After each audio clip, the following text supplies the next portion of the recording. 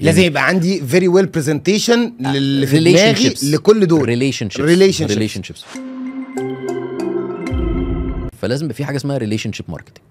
فيبقى عندي ايه؟ انتجريتد ماركتنج وانترنال ماركتنج وريليشن شيب ماركتنج مع المعنيين دول يشملوا الموزعين والموردين والموظفين والفاينانشال انستتيوشنز اللي انا ممكن الجا لهم بدراسات جدوى عشان اخد منهم قروض او يمولوا لي المشروع بتاعي، او المستثمرين اللي هيجوا. لازم يبقى عندي فيري ويل برزنتيشن اللي في دماغي لكل دول. ريليشن شيبس. فهو اسمه ريليشن شيب ماركتنج. حلو كده.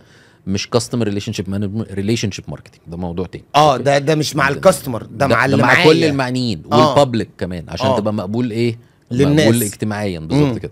ككوربريت كمؤسسه تبقى بنسميه جود كوربريت سيتيزن. والله العظيم بفلوس الغلطه بمليارات في بعض الشركات. صحيح مظبوط. يعني انت على حسب حجم الشركه، بس الغلطه في بند من دول بقطم الظهر.